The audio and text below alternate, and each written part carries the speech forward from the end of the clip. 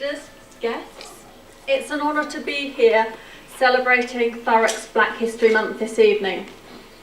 The title of this year's celebration is History Through Faith, and we're highlighting the important role that faith has played in shaping our history and in shaping our lives. Faith is a fundamental element which underpins the characters of our communities. But what is faith? I looked it up on Wikipedia. And what that told me was that faith is the belief in the trustworthiness of an idea. In faith, we are asked to transcend reality and to accept a principle or an idea, such as that of a supreme being, without necessarily the need for evidential proof. And within this overarching definition, there are many different faith systems which people grow up within or choose to observe. And while the teachings of those individual faiths may be subtly and sometimes even radically different, they all accept that we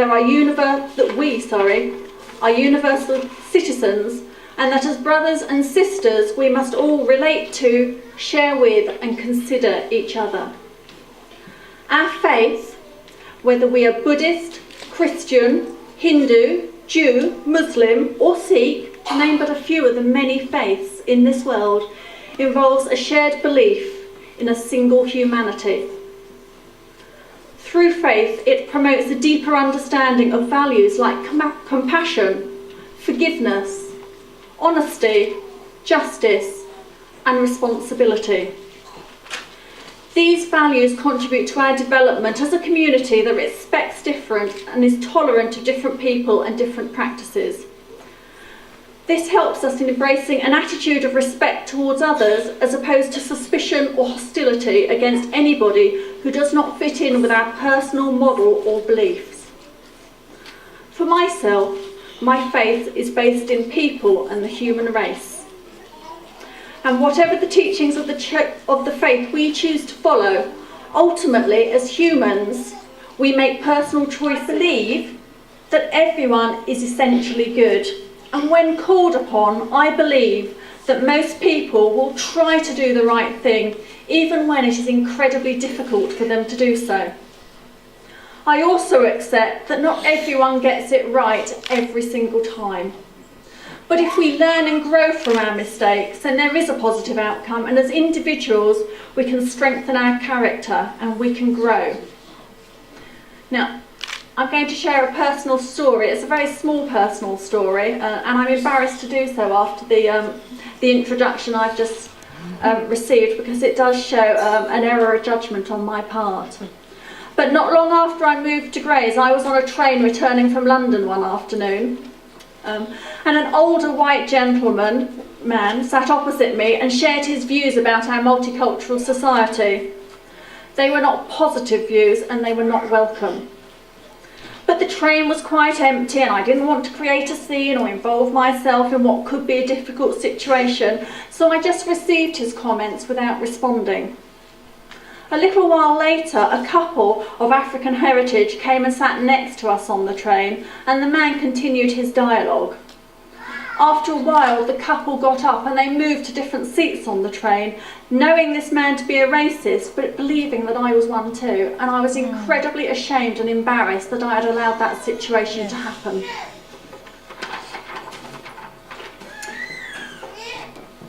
Since then, I've met similar people on the train and in other public places. I now challenge their views. Calmly and politely, I will explain such things, such as that through our multicultural society, we have good access to health services. My personal favourite at the moment that I explain to people is it's through our diverse communities that the UK was able to secure its recent and fantastic success at the Beijing Olympics Games. Absolutely.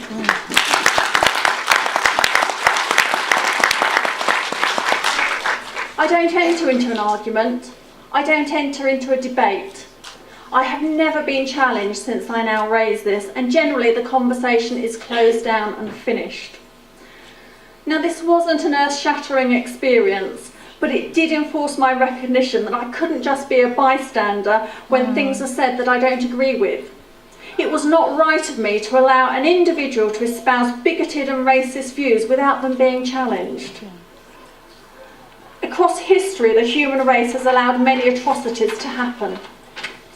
Possibly they happen because at first we do not believe that such evil could exist, and then because we have implied through complicity a failure to respond or challenge in that very first instance.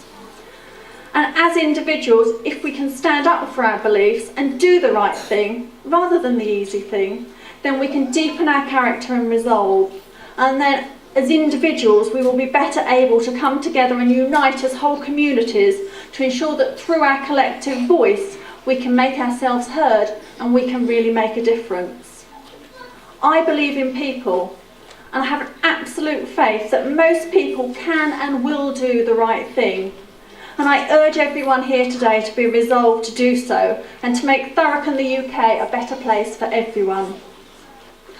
But tonight we are considering faith in a wider context, and in particular its place both in Black history and amongst our diverse communities. The role of faith within the Black community is very important and is acknowledged here today. Faith leaders such as Desmond Tutu helped sustain the Black community in South Africa during the struggle for equality and the ending of apartheid.